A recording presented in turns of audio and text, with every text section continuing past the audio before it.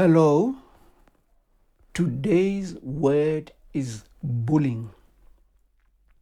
Throwing your weight around and intimidating other people and harassing them. Bullying. Lately, we hear of this thing happening in schools. Children bullying other children and making life difficult for them. And parents sometimes get involved or complain to the school that their children are being bullied. And this can have very dire psychological consequences. But that does not end there.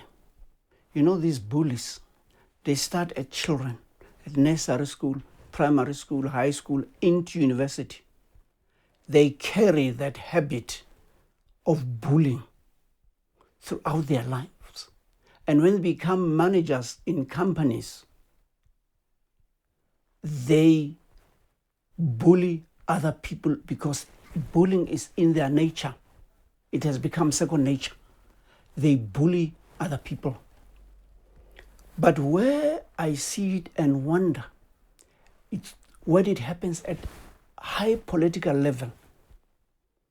You see strong political parties bullying others because they are in the majority. They know that whatever they say or do goes because they are in the majority. That is how bullying manifests itself in the political arena. You push a law that you know that the majority of the people would not want, but because you've got the majority, you bully others, even those who don't vote for you. You have bullied them by the nature of the process of voting for a bill and passing it into law.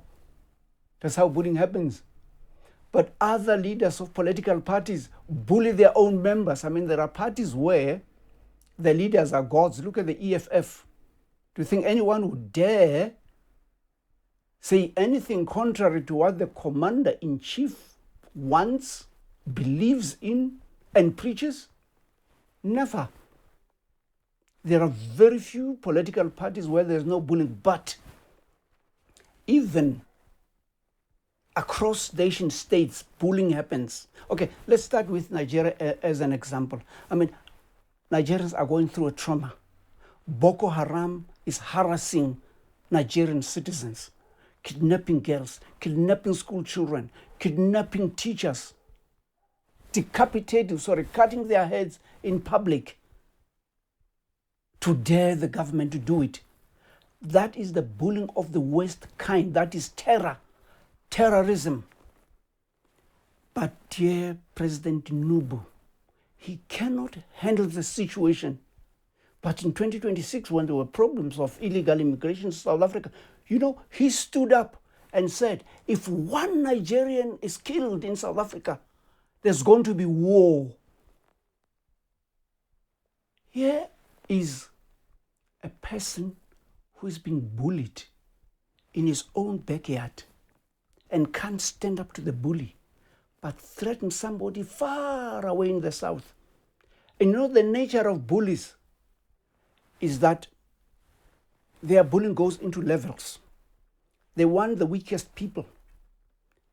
If they don't find weak people, they look for even weaker people and bully them. But when they meet their match, they run away and bully other people who they think are weak and cannot stand up to them. Hey, we're being bullied in this world. I mean, there's that guy in the US who's bullying everybody. And our leaders don't even see it. Remember with due respect, the president of South Africa begged to go and visit Trump where he was humiliated. You remember?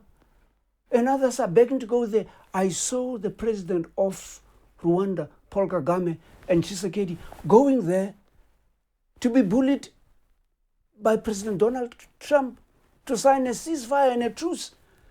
And I was so ashamed when I saw the end of that signing ceremony. They were sitting there in a corner, and President Trump was saying in his typical style of demeaning people, look at them, they're happy. Look at them, they're happy.